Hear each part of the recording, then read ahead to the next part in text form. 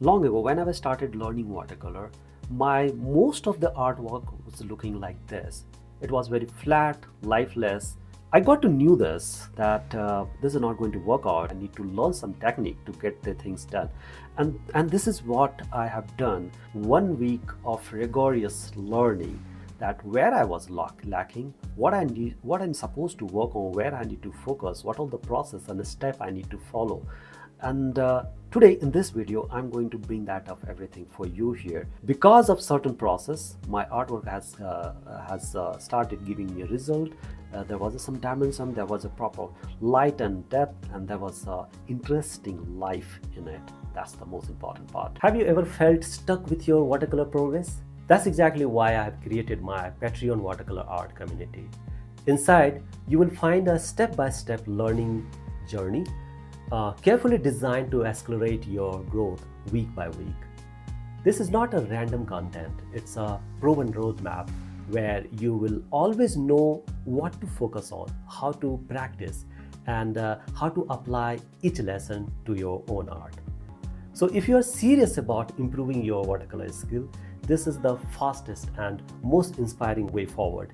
Join today and begin your structured journey to becoming the watercolor artist you have always wanted to be. So I've drawn the same subject here, and I will let you know what was the problem I was just facing and how I have understood some of the interesting process which I have implemented for one week, just 1 week, and what was the significance changes I brought it here.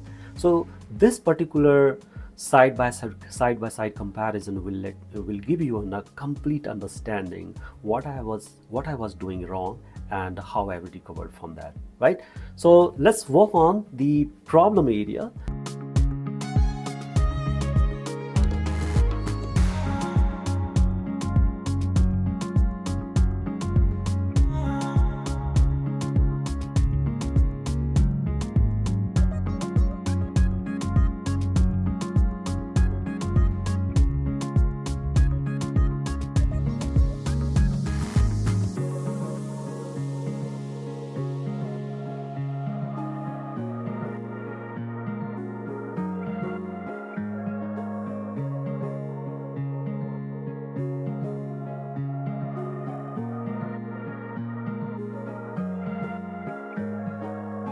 Fairly, I was doing the similar kind of work everywhere. It looks neat. It was looking blending. It was looking perfectly fine here, but there was no light. There is no source of light. I never knew that there is some light is coming. Let's example in this one, the light is coming from this side, and you should have the source of the light, and you should have a shade of that.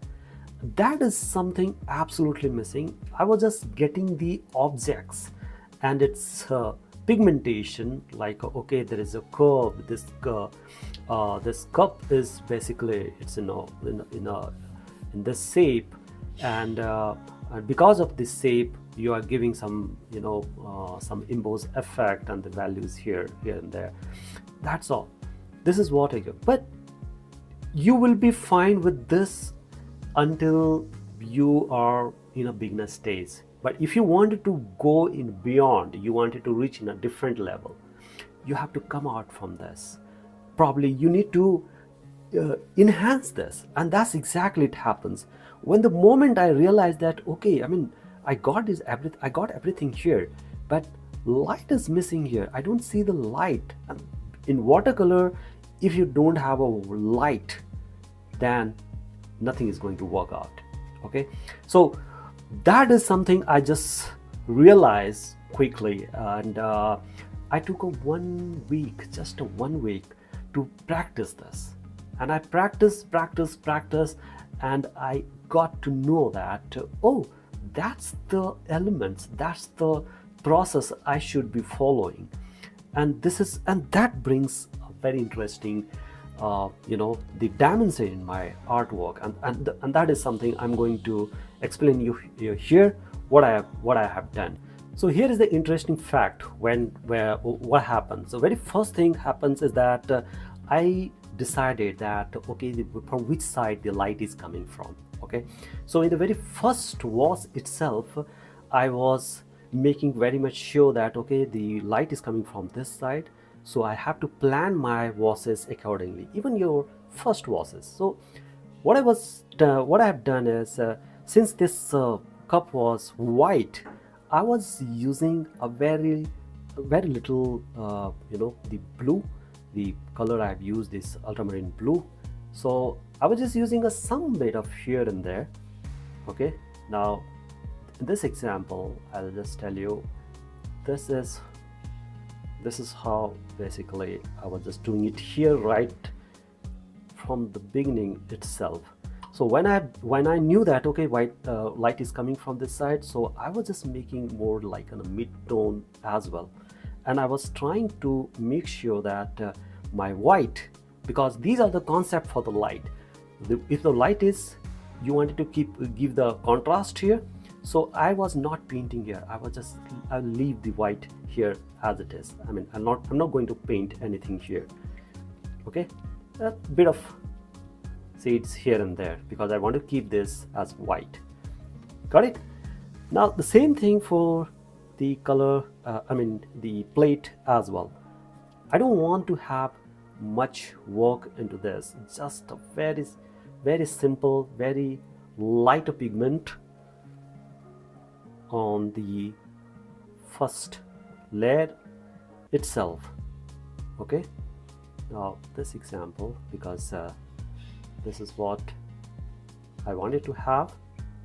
Now you see, in our first layer itself, I have a very light pigment. Now let me just work on the T. So I was just using here. Now I'll make this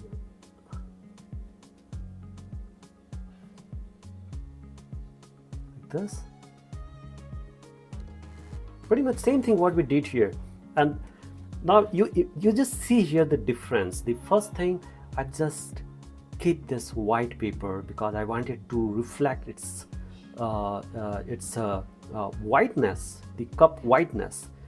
And this was a great idea because you wanted to show the light, so you should not paint all over the place. Okay, so the contrast, to getting the proper contrast, you have to leave that. Even if it is not, if you don't want to keep that only the white, you can just keep your first layer, and I'll tell you how. Okay, your first layer should be visible because the first layer is all about to showcase your light. Okay, so let it dry. The concept is exactly the same, and once this is dry, we'll let you know how to move further. So I will go ahead with a further layer to get the proper amount of light, right? So I was just making some texture here. I was just making some shades here, some patches to reflect its shades. Okay, so now imagine that I have just taken this as a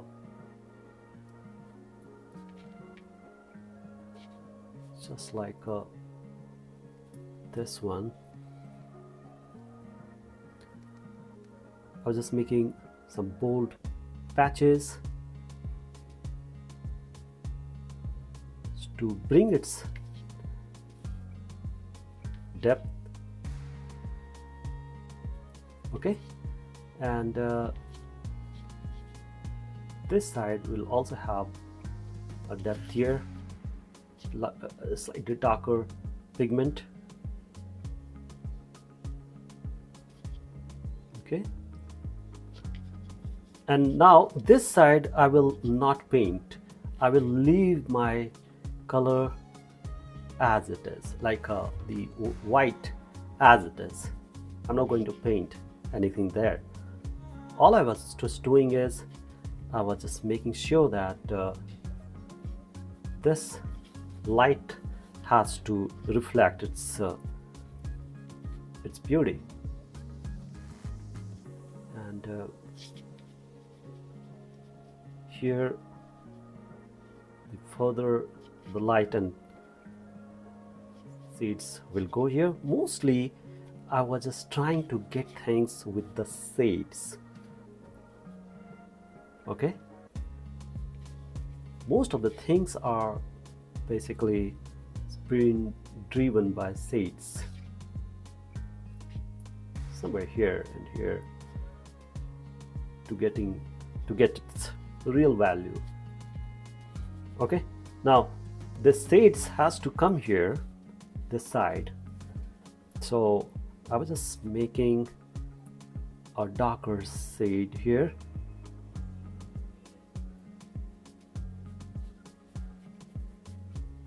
A darker shade.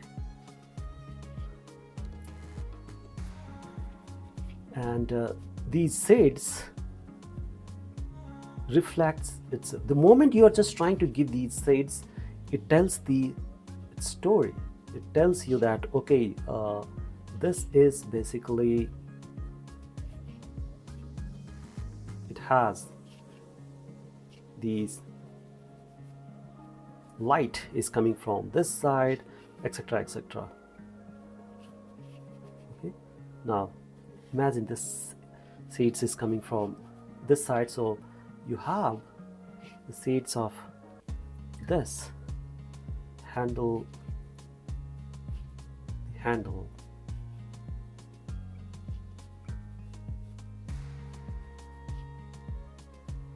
okay.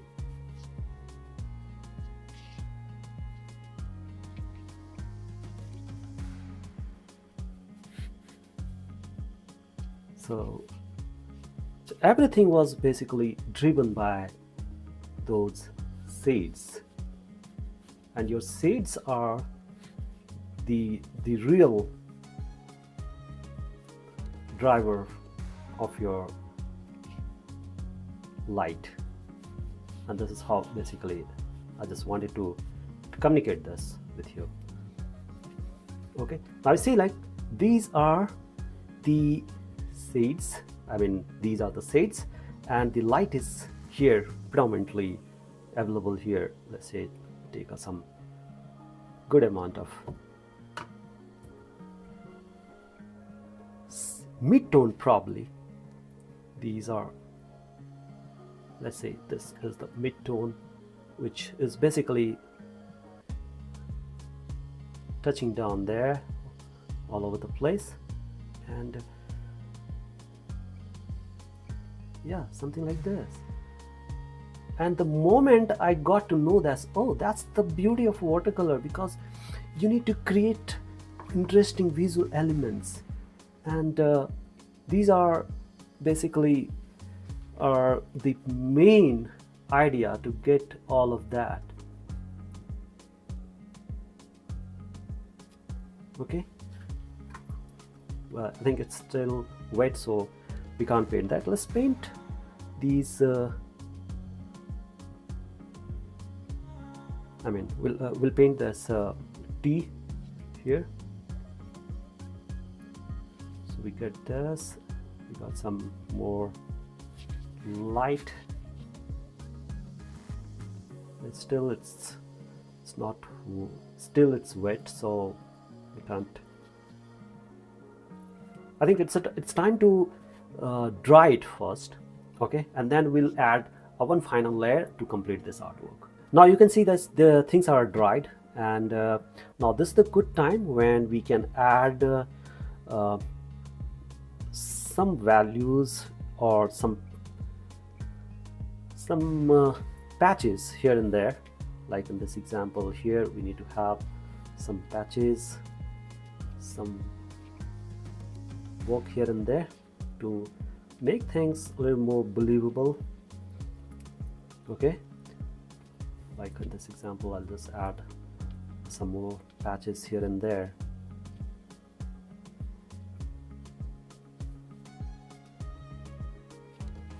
In this example, I will make this because we need to have these lights. Can you see this light here? So these lights are way more important. And now we have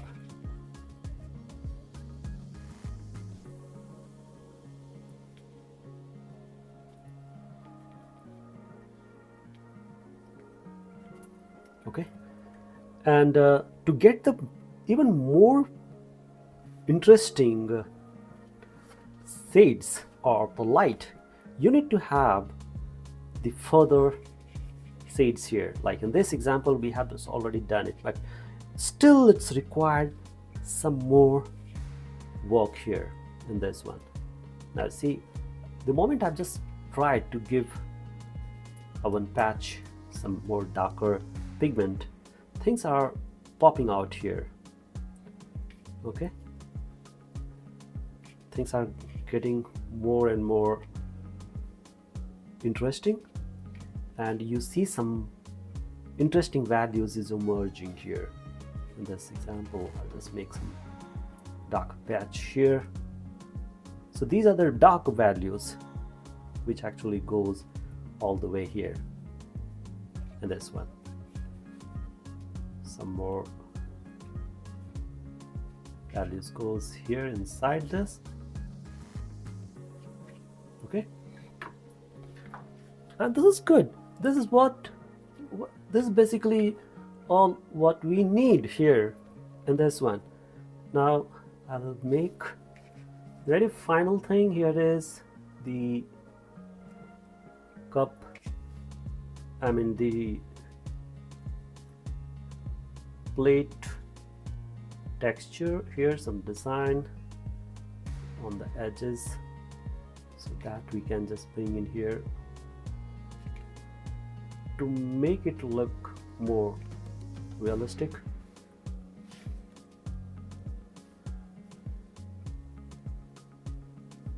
Okay,